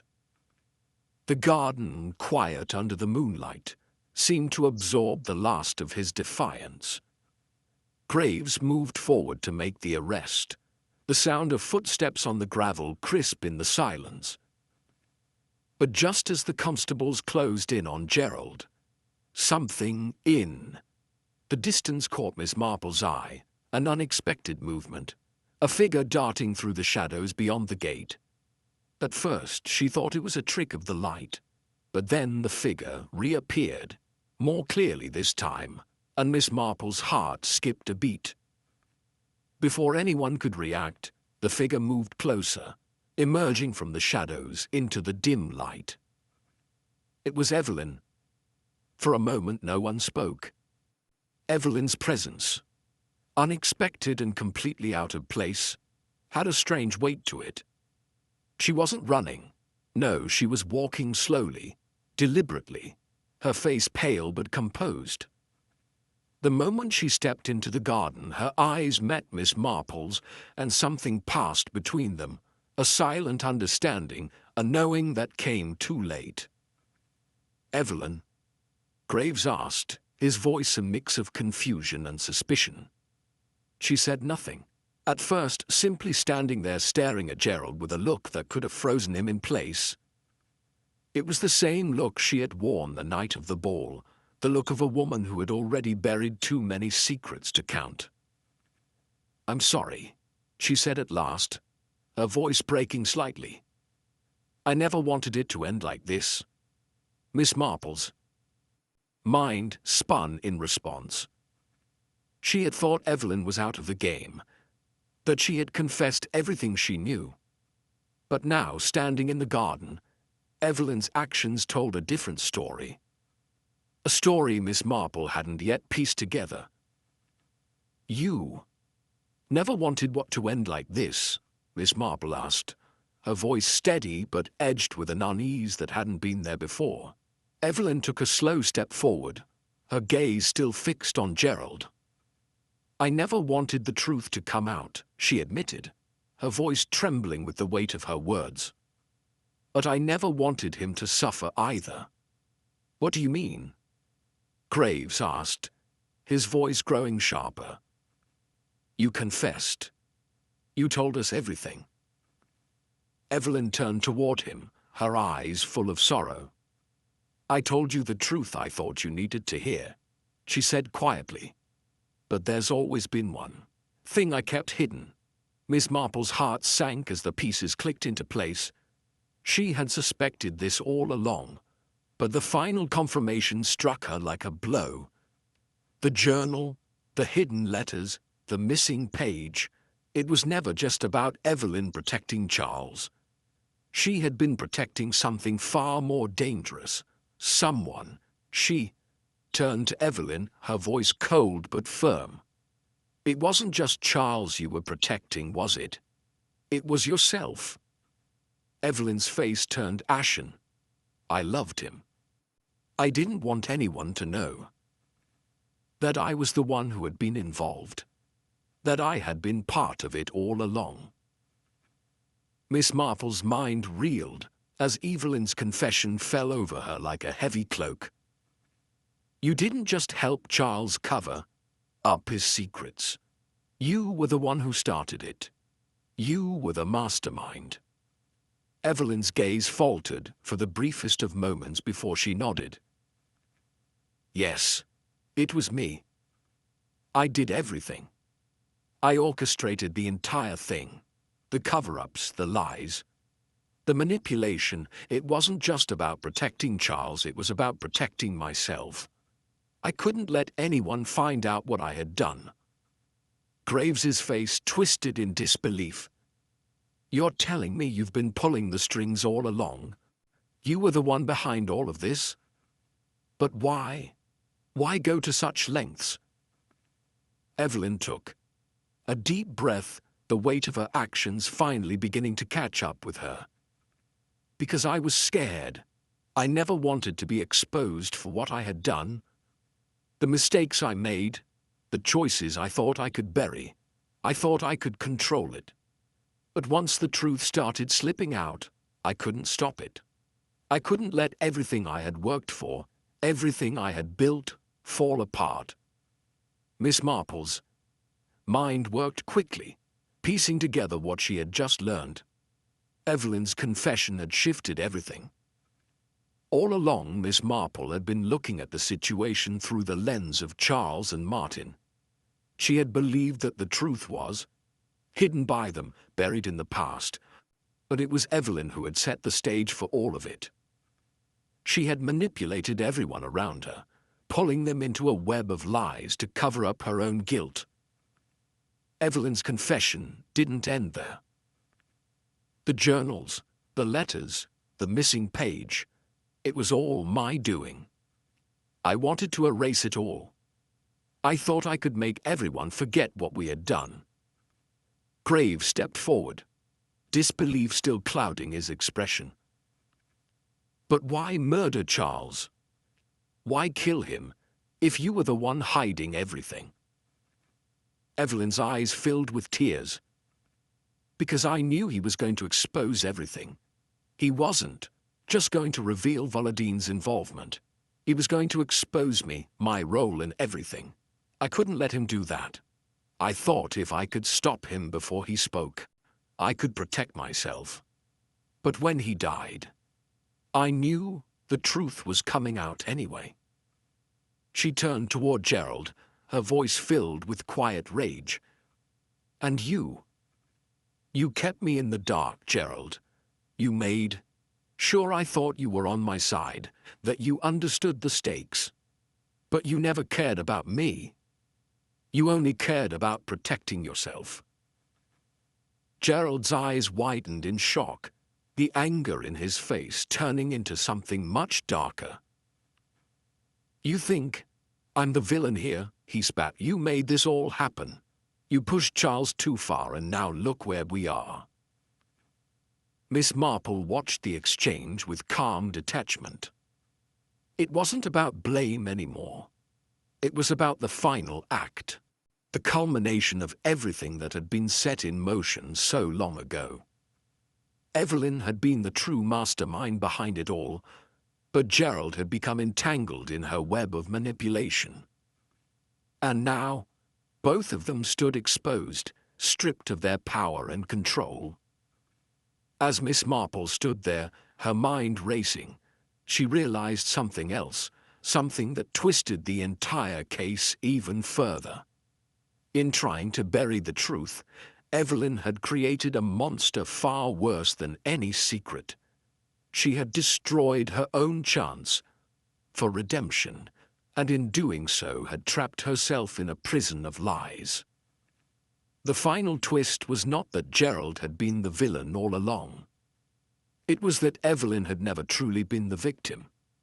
She'd only been playing the part for so long, manipulating everyone in her wake, until the walls had finally come crashing down. And now, as the truth spread like wildfire through the night, Miss Marple knew that the end had come.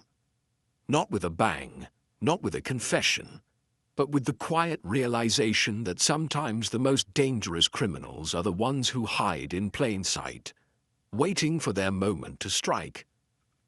But that moment had passed, and now all that was left was the fallout. The night was heavy with tension, but the air inside Darnley Hall felt strangely light, as if the house itself was holding its breath. Graves, still reeling from Evelyn's confession, looked like a man who had been stripped of his understanding of the case. The weight of his disbelief hung around him like a cloud. Evelyn had been the mastermind, the puppeteer who had orchestrated this entire charade. And now that the truth was finally out in the open, he was left to make sense of the wreckage. The constables had been dispatched to secure both Evelyn and Gerald. Though they were no longer a threat to the investigation, there was a sense of inevitability in their arrest, like the final inevitable click of a lock turning. For a moment, Miss Marple stood alone in the library, the journal still in her hands, the confession echoing in her ears. The clock ticked on, but there was something off about the way time passed now, too fast, too slow. She felt a restless stirring, a flicker of awareness in the back of her mind. "What happens now?" Graves asked, his voice tense as he joined her in the room. His eyes were heavy with the burden of the truth. "Evelyn's done it all. She's confessed. We've got Gerald too." "Not yet," Miss Marple said quietly. "Not everything's as simple as it seems." Graves gave her a look of disbelief. "What do you mean?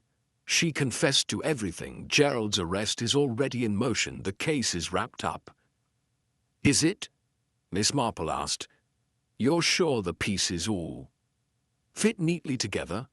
Graves frowned, glancing down at the journal in her hands. "What else is there, Miss Marple?" "The journal proves Evelyn's guilt. It's all there. Her obsession with hiding the truth, her manipulations, the murders." Miss Marple looked up, her eyes steady. "I'm not saying Evelyn isn't guilty. But we may have missed something. Something important." Graves' face hardened with frustration. "We haven't missed anything. We have the confession. We have the evidence. What more is there to uncover?" Miss Marple's fingers moved lightly over the journal's pages, her eyes scanning the text. "There's something here," she said softly. more to herself than to Graves. Something we overlooked. She paused, turning a page that had been stained by the dampness of the old journal. The ink was smudged in places, but the words were still legible. "This entry," she said, her finger tracing a line of text. "It doesn't fit with what we know. It's dated 2 days before Charles's death, and it mentions an unexpected visitor, a man named Geoffrey Rowe." Graves looked at her confused. "Who's Geoffrey Rowe?" Miss Marple's mind clicked into place. "That's what I was trying to figure out. We've been so focused on Evelyn and Gerald that we never looked into the third person. Someone who was involved in all of this from the very beginning." "Evelyn mentioned no one by that name," Graves said, his brow furrowing. "Neither did Charles." "That's because they didn't know," Miss Marple said. "Geoffrey Rowe wasn't part of their world. He was someone from the shadows, someone who had been watching them." She turned the journal to show Graves the entry. "Here. Charles wrote about the man in a letter, one he had written but never sent. The letter was meant for someone else, someone outside their circle. But Rowe knew everything. He had been watching Charles for years, waiting for the right moment." Graves's gaze moved to the text, his fingers brushing against the page. "So this Rowe, he was the one who manipulated Evelyn, who set all this in motion." Miss Marple nodded. "He was the one pulling the strings. He used Evelyn's obsession to his advantage, making sure she thought she was protecting Charles when, in fact, she was being controlled by him." Graves shook his head, disbelief written across his face. "But Rowe's not here. He's not even in the house. How could we have missed him?" "That's the question, isn't it?" Miss Marple said quietly. "We were so focused on the visible players, Evelyn and Gerald, that we never thought to look deeper. Rowe has been hiding in plain sight the entire time. He's the one who made sure that the truth never came to light." Graves stood motionless for a moment, the weight of the realization settling over him. "You think Rowe is still out there, watching us?" "I don't think it," Miss Marple replied.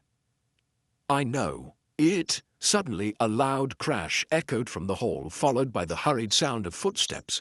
Graves's hand instinctively went to his holster, but Miss Marple was already moving, her instincts sharp and certain. "Stay here," she said, her voice commanding. She moved swiftly down the corridor, Graves close behind, his steps heavy with uncertainty. As they reached the foyer, they saw the door to the library wide open. The room was in disarray, papers scattered, chairs overturned. A figure stood in the center of the room, tall, thin, and wearing a dark coat.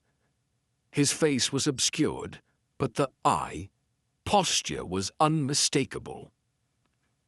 "Stop right there," Graves shouted, his voice cutting through the tension. The figure turned slowly, his face now visible in the dim light. It was Geoffrey Rowe. His expression was calm, almost resigned. But there was something about him that made Miss Marple's blood run cold.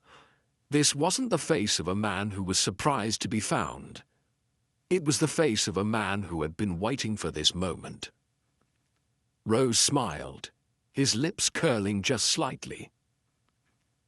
"I must admit, I didn't think you'd be so persistent," he said, his voice low and smooth. "But I suppose that's what makes you so effective. You've been pulling the strings this whole time," Miss Marple said, her voice steady despite the rising tension. "It was you who orchestrated everything. Charles's death, Evelyn's manipulation, the cover-ups, and now you're here to finish what you started." Rowe's eyes narrowed, but he didn't move. "I didn't want things to go this far," he said softly. But once Evelyn started acting on her own, once she thought she was protecting Charles, I knew I had no choice. She was too unstable, too emotional. I had to guide her to the final step. And now you'll stop at nothing to make sure it all remains buried, Miss Marple said. Rose's smile widened slightly. I'm afraid you're too late, Miss Marple. Everything I've done is already in motion.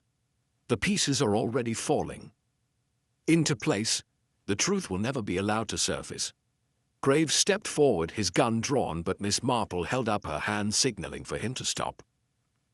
You've made one mistake, Mr. Rowe, she said, her voice calm but filled with authority. You've underestimated the one thing that can't be controlled: the truth. Rowe's expression faltered for a split second, his confidence wavering. And in that moment of hesitation, Miss Marple saw the cracks in his facade. He wasn't as invincible as he thought. You've lost, she said softly, almost pityingly. It's over. The moment stretched between them, silent but heavy, until Rowe finally dropped his gaze. There was no final confrontation, no grand escape, only the quiet collapse of a man who had believed he could control everything. You may have won this time, Rowe said quietly, his voice devoid of emotion. But you can't stop what's coming. None of you can. Miss Marple watched him carefully as Graves moved to restrain him, his words lingering in the air like a final warning. As Rowe was taken away, Miss Marple turned slowly, her gaze drifting back to the now still house. The final twist, the hidden mastermind, had been revealed, but there was no satisfaction in it, no triumph. Instead, there was only the unsettling feeling that some battles, no matter how carefully fought, never truly end. The truth had been uncovered, but at what cost? The manor had fallen into an eerie quiet after Geoffrey Rowe's arrest, the chaos of the past few days now settling into a tense stillness. Miss Marple stood near the window, gazing out at the sprawling grounds of Darnley Hall, her mind still restless, even though the immediate danger had been contained.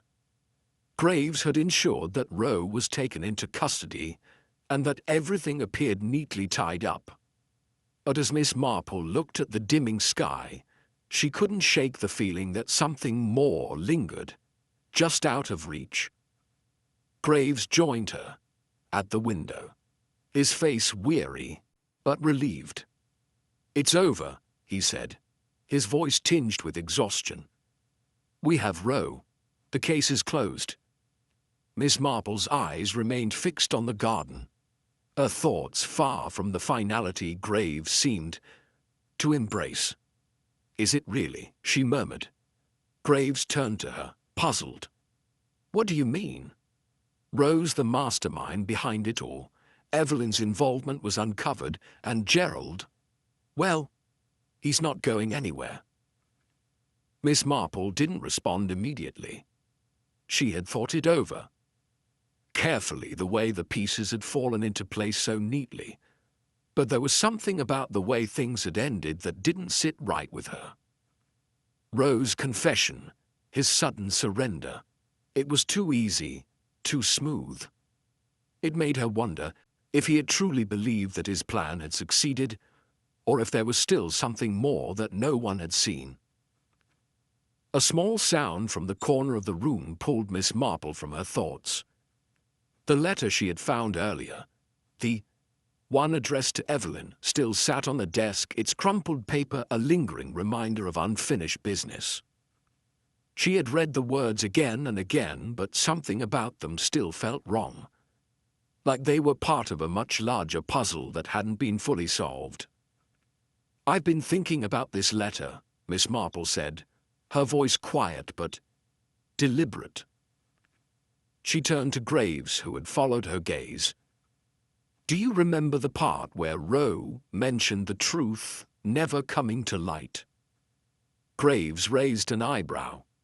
Yes, it seemed like a last-ditch attempt to warn us off.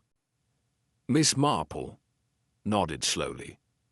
That's exactly it. Rowe was always one step ahead, but that last comment, it felt like a final warning. A warning about what? Graves asked.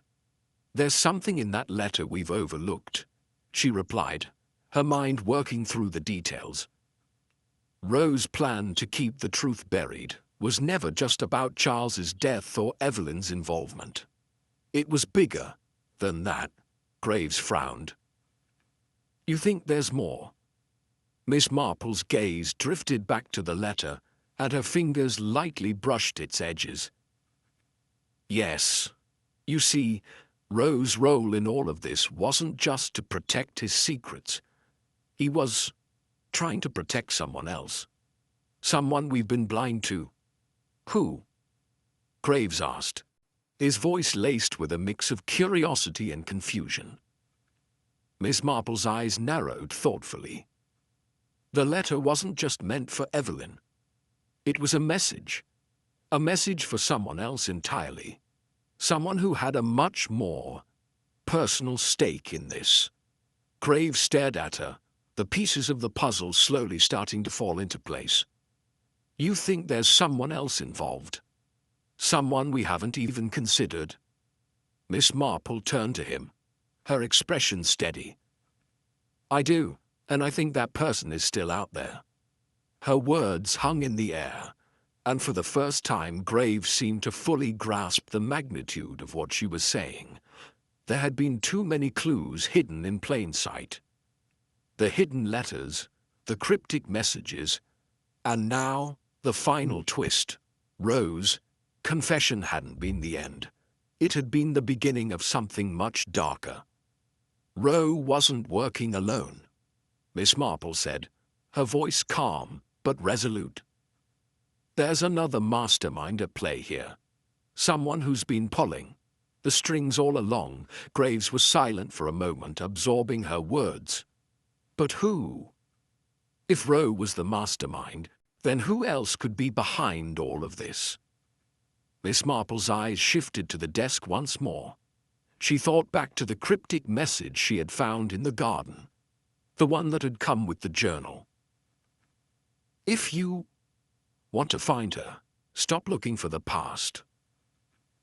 Those words kept haunting her. The phrasing, the implication that they were on the wrong path. The past wasn't the key, it was the future. I believe we've been too focused on the past, Miss Marple said. The truth isn't buried in the history of what happened between Charles and Rowe. It's in what's yet to come.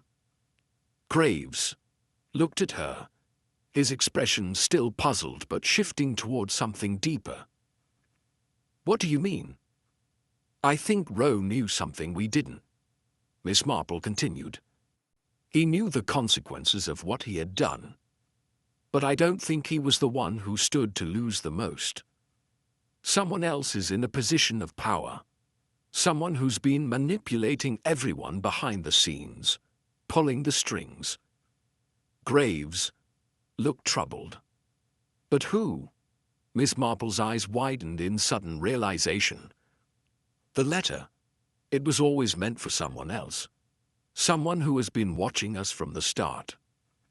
She turned quickly, her mind snapping to the obvious answer. She had missed it all along.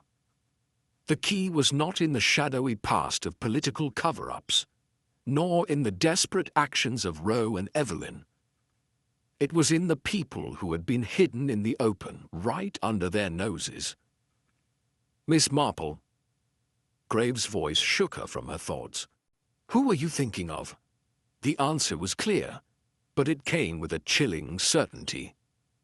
Lady Beatrice, she said softly. Graves' face drained of color. Lady Beatrice. Yes, Miss Marple confirmed. All along, we've been looking at the wrong suspects. Lady Beatrice has been pulling the strings, manipulating everyone from the very beginning. Graves shook his head in disbelief. But she's been right under our noses, How could we have missed it? Because she wanted us to, Miss Marple said simply. Lady Beatrice played her part perfectly. She knew how to work the room, how to hide in plain sight. She wasn't just a socialite, she was the one with the most to gain. And now, with Charles gone and Roe exposed, she's free to make her move. Graves's eyes widened. You think she's the one who has been orchestrating all of this? I do, Miss Marple replied. And I think she's the one who has been protecting the truth, her truth. She was the one who wanted Charles's secrets buried forever. And she used everyone, including Roe and Evelyn, to make sure that happened. Graves took a step back, his mind spinning as he processed the implications of Miss Marple's words. But what now? How do we stop her? Miss Marple gave him a knowing look. By being one step ahead, just like we've always been. As she spoke, the final pieces of the puzzle clicked into place. The threads of manipulation, deceit, and hidden motives stretched across the estate like a spider's web. And at the center of it all was Lady Beatrice. The game wasn't over. Not yet. In fact, it was only just beginning. The truth was coming. But it wasn't going to be easy to uncover. And Miss Marple knew more than ever that the most dangerous thing wasn't the villain who had been caught. It was the one still waiting in the wings, watching everything unfold from the shadows. The mystery wasn't finished, not yet.